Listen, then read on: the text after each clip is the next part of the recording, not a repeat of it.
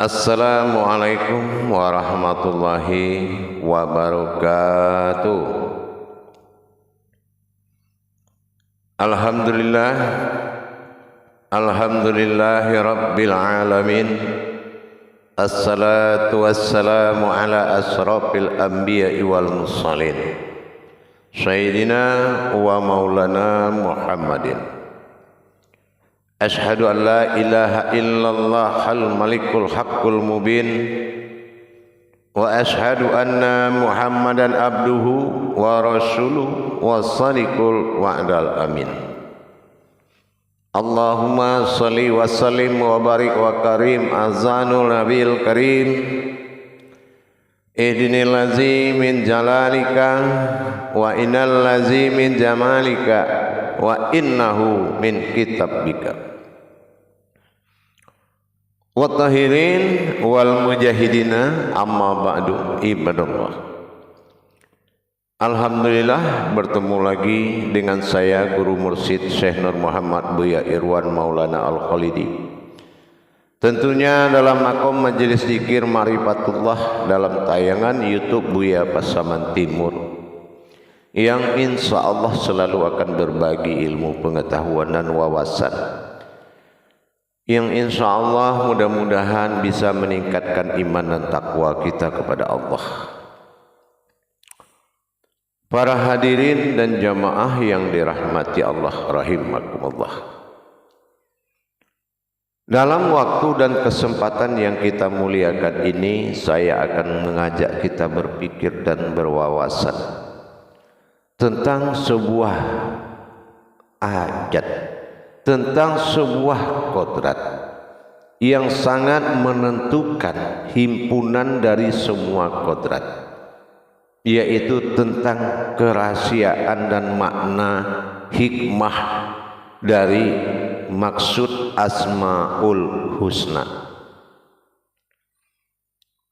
Kalau kita berbicara mengenai Asmaul Husna, semua itu adalah hal yang tidak asing dalam lingkungan umat Islam. Tinggal lagi kita berwawasan tentang kodrat Asmaul Husna ini. Yang pertama, kenapa semua diganjalkan dan diarahkan kepada tingkat ketuhanan yang berasma sangat banyak, sampai mencapai asmanya 99. Apa iya makna yang dikandung itu berupa jumlah? Kita akan coba melihatnya. Hadirin dan jamaah yang dirahmati Allah, kalau dalam amaliyah kita selalu mendapatkan makna dan arti Asmaul Husna ini adalah dimulai dengan namaku dan diakhiri dengan diriku, itu dalam pandangan amaliyahnya. Tetapi tidak semudah itu kita hanya menyadari tanpa melalui. Apa ya hakikat dari kata asma? Ya. Apa hakikat dari kata husna?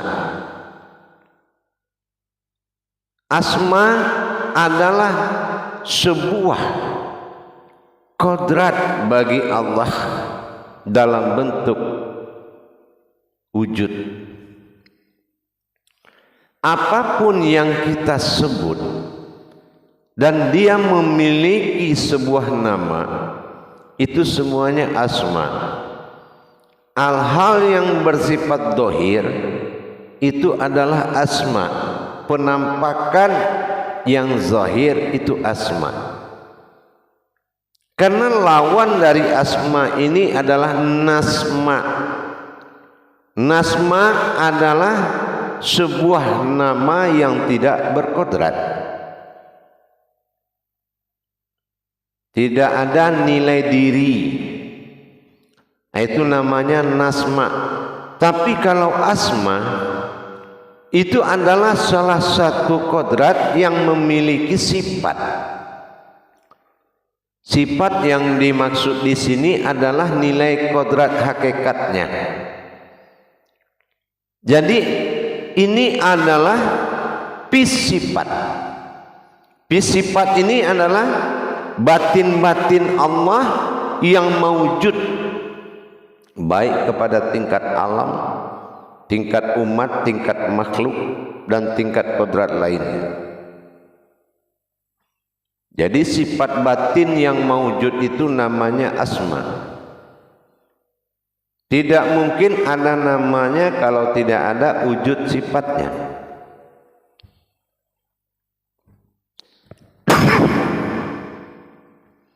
Alhamdulillah. Kalau kita melihat meninjau kembali kepada sebuah diri, itu ada kepengakuan husna, keakuan, sin hayat aku, na juga aku, yang mana aku pada sifat dan aku pada asma. Ini perlu kita sikapi. Semua ada asal dan usul dari setiap yang mawujud. Ya, termasuk Asmaul Husna. Tetapi yang tidak memiliki nilai kodrat sifat itu tidak boleh dikatakan husna. Tapi kalau kodrat hayat, kodrat ruh itu nasma. Tapi kalau kodratnya berupa sifat Allah, itu namanya asma. Contoh kita tanyakan, kita lihat asmanya Muhammad. Kalau asmanya Muhammad, husnanya adalah Ahmad. Kalau asmanya manusia, husnanya adalah insan. Kalau asmanya Allah, husnanya adalah ilah, dan lain-lain. Untuk itu kita harus yang kedua dipahami adalah zahir dan batin. Setiap yang dizahirkan Allah adalah sifat bagi Allah, asma bagi umat. Alam sifat adalah alam asma, di mana sifat-sifat tersebut bertajali pada asmanya. Maka asma inilah dasarnya ada hayat. Kalau dia tidak hidup, itu bukan asma. Asma tingkatan daripada nama dan kodratnya sifat. Contoh kita lihat ibadah asma. Kalau zikir Asmaul Husna kita lihat contoh. Zikir ya, bukan tasbih. Bukan bertasbih tapi berzikir. Kalau berzikir Asmaul Husna bukan diingat 11 sampai 99. Tapi berzikir dengan Asmaul Husna 9 ini dihakikatkan dalam hukum tasawuf atau hukum tauhid itu domah atau hakikat.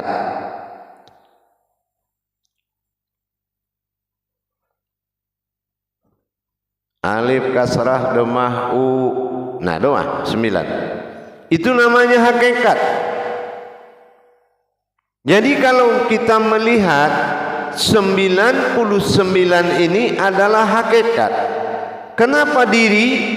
Karena dalam perhitungan falakiyah Al-Quran 9 tambah 9 itu 18. 1 tambah 8 9. 18 ini apa? 1 hakikat Allah bersifat pada diri, 8 adalah kodrat diri tempat Allah bersifat. Ini adalah wujudnya diri. 8 adalah asma, dan kodratnya adalah 20 atau dikatakan diri. Jam 8 jam 20 Hijriahnya itu kodratnya umat. Jadi kalau kita melakukan ibadah zikir dengan mempergunakan tasbih, metode hakikatnya berbeda dengan metode amaliyahnya. Cara amaliyahnya itu beda dengan cara ibadahnya. Kalau ibadah bertasbih Asmaul Husna ini adalah zikir, maka dia akan terhimpun kepada perjalanan 33 kali 3. Tapi kalau dia berupa ibadah, berupa amaliyah, maka ini akan memperjalankan dengan jumlah tergantung kepada makom amaliyahnya. Umpamanya makom amaliyahnya taharah qalbi 5.000, 25.000 tasbih. Tapi kalau makomnya zikir, mengingat, jangankan tasbih, yang diingat pun belum tentu dapat. Tidak ada mungkin orang mampu menghitung sambil mengingat. Yang diingat kodratnya lain, yang dihitung jumlahnya lain. Makanya dia pasti jatuhnya ke tasbih. Tapi kalau mengingat, mendirikan, itu beda cara pelaksanaan memakai tasbih atau Asmaul Husna. Siapa asma yang bertasbih, siapa husna yang berzikir, mungkin itu akan bisa. Tapi kalau dijadikan semuanya amaliyah, kita berzikir dengan metode amaliyah, dengan modal jumlah, itu tidak ada kaitan zikirnya, mengingat. Seperti layaknya kita mengingat orang tua. Apa kita batasi dengan angka, dengan jumlah? Tentu tidak. Oh, saya akan mengingat orang tua saya 200. Tidak mungkin itu bisa terjadi, tidak juga diterima akal, apalagi diterima batin. Maka kita harus mengenal dulu apa yang dikatakan Asmaul Husna dalam bentuk makom apa dulu. Kalau makom pengenalan, ibadah diri, ibadah agama, ibadah Allah, beribadah kepada Allah, tentu dia memiliki makom dan tajalli caranya berbeda. Karena semuanya ditentukan oleh wujud makom yang akan dikerjakan. Kita lihat contoh di Al-Quran. Di Al-Quran itu tidak ada Asmaul Husna, tidak dituliskan surat Asmaul Husna. Tetapi Al-Quran itu memiliki kodrat Asmaul Husna. Apa asmanya? Ada huruf yang bernama. Apa husnanya? Ada kodrat dalam huruf.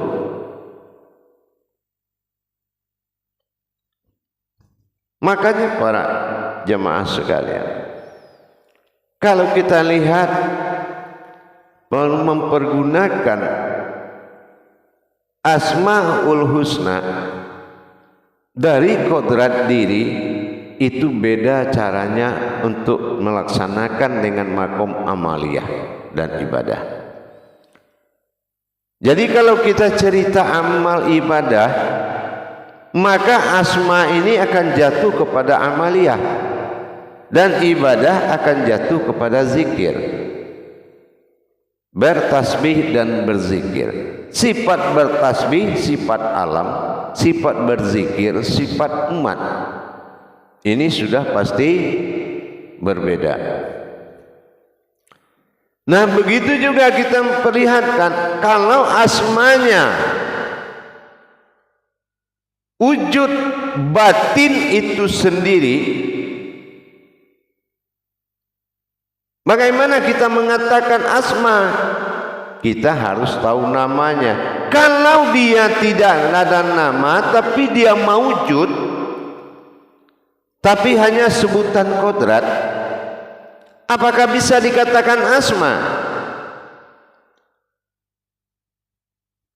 Contoh kita mengatakan diri zahir, tidak ada diri zahir dalam asma. Atau diri batin, tapi dia terlihat, apa yang golongan asma?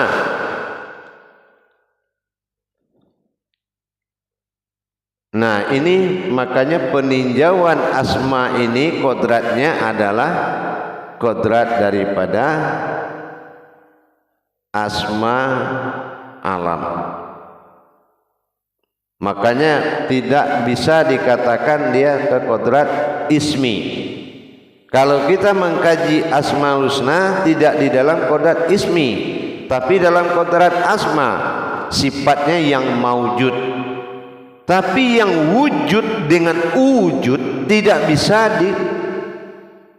dicari dengan metode asma. Bismillahirrahmanirrahim. Tapi bismillahirrahmanirrahim. Kalau hidup jatuh asma, kodratnya Adam, jasad atau alam. Tapi kalau ismi, bismillahirrahmanirrahim, ismi kodratnya adalah status wujud, yaitu Muhammad. Itu ismi. Sirnya adalah Muhammad, wujudnya. Nah, makanya kalau dikatakan fungsi asmaul husna, maka jatuh ke diri itu berupa sebuah sir atau rahasia. Maka dikatakan zikir asmaul husna itu adalah zikir batin. Hanya dengan zikir batinlah baru bisa asmaul husna ini menjadi zikir. Nanti akan kita tahu mana batin diri dan mana batin Allah. Ini yang akan maujud pada yang ke-100. Maka husna akan menjadi nahu, ya, akan menjadi kodrat nahu, yaitu na keakuan ke diri umat dan hu keakuan diri Allah. Disitulah na akan mengingat kepada hu. Nah, inilah yang ke-100 disebut dia. Nah, ini dalam makom yang berbeda tadi. Nah, kalau kita mengkaji setiap yang maujud, itu namanya asma. Termasuk alam ini asma. Tetapi yang segala wujud itu tidak bisa dikaji dengan asma. Ada wujud. Nah, kalau dalam sifat 20 jatuhnya salbiyah. Salbiyah kita sama-sama tahu adalah sifat Allah yang tidak boleh dipakai oleh umat. Salabiyah. Tapi kalau kodrat Allah yang dipakai oleh umat namanya sifat. Sifat ini kodrat maujudnya adalah asma. Kodrat iradat ilmu sama basar kalam hayat itu asma. Tapi rabbani rohani nurani itu adalah husna. Keakuan aku yang nyata. Husna. Rabbani adalah batin, rohani adalah zat, nurani adalah nur. 7 tambah 3 10, jadilah tubuh yang hak. Ini namanya asmaul husna kalau kita ambil makom kepada kajian diri. Nah, coba kita lihat kenapa tidak campur baur dengan Al-Quran. Kalau Al-Quran adalah salah satu kitab pembuka rahasia yang ada di langit dan di bumi. Sementara kalau di Asmaul Husna ini dibawa ke dalam makom diri, ini akan jauh hilang, tidak ketemu di dalam riwayat 19. yaitu bismillah. Al-Quran, karena Al-Quran adalah pengaturan dari sifat 1 sampai 9. 1 dihitung sampai 9 itu adalah asmanya Allah alam 19. Nah, kita buktikan kemana arahnya kalau kita bawa Asmaul Husna ini kepada Al-Quran. 19 Al-Quran sebagai pimpinan, bismillahnya sebagai pimpinan dari 19 huruf, kita kalikan 99. Nanti akan bertemu 8118. 81 tetap 9, 18 juga 9, tetap 99. Terhimpun dari 1 tambah 8, 9. Dipimpin oleh diri, hakikat. Disinilah kita perlu lebih mendalami. Kalau kita ingin mendirikan suatu sifat Allah bagi diri dengan pengakuan husna, dengan pengakuan sifatullah fi sifat asma, maka sifat dari asma tadi adalah kodrat fi sifat. Asma adalah kodrat, husna adalah sifat. Maka bersifatlah Allah pada diriku, pada asmanya, pada sifatnya sendiri. Kalau sudah bertajalli sifat Allah kepada namanya, ini yang dikatakan diawali namaku, diakhiri diriku. Asma Allah itu contohnya daripada sifat, diri sifat. Kodrat, iradat, ilmu, sama, basar, kalam, hayat, itu kodratnya, asmanya. Sementara husnanya adalah al-haqullah, yaitu diri himpunan al-haq, himpunan dari 7 amal besar tadi. 7 kodrat besar tadi, la maujudun illallah, la basirun illallah, la sami'un illallah, la mutakhalimun illallah, semua sampai la khadirun illallah, maka dia lenyap dalam batin menuju husna. Itu namanya Asmaul Husna, sifat kepada zatnya. Jadi sangat luas jamaah sekalian, dohir batin pegangan Asmaul Husna 99, 33 kali 3, yang mana 33 kali 3 berarti kodrat 1 itu 33, 1 kodrat dikali 3. Nah, ini ketemunya di dalam makom alif lam mim, seperti pernah saya sampaikan dahulu pada tayangan sebelumnya. Alif memiliki kodrat karomah 3 batin, lam memiliki karomah 3 batin, sin memiliki, mim memiliki 3 karomah batin, dan memiliki maujud 3 karomah. Mewujud alif 3 karomah zahir, mewujud lam 3 karomah zahir, mewujud mim 3 karomah zahir, berarti 33 dikali 3. Makanya 33 pertama kita harus masuk ke dalam makom nafis. 33 kedua masuk ke dalam makom isbat, penetapan. Nafis, pemisahan yang batil. Isbat, penetapan yang hak. Baru kita menunjukkan misbat, penyatuan zahir batin menuju pandangan. Barulah munfi, disinilah kita menyatu dalam batin yang batin. Ini tes 100-nya. Mana diri batin? Itu yang sudah kita pernah kaji.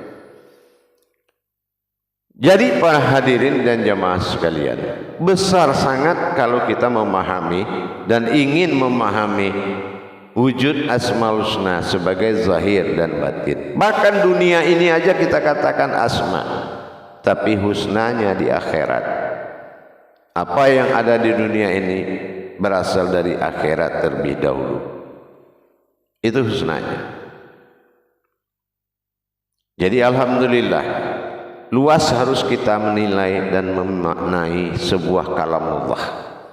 Jangan kita sempit dan jangan mencairkan sebuah kajian itu kepada pemahaman pribadi atau pemahaman seseorang, tapi cairkanlah sesuai dengan kodratnya.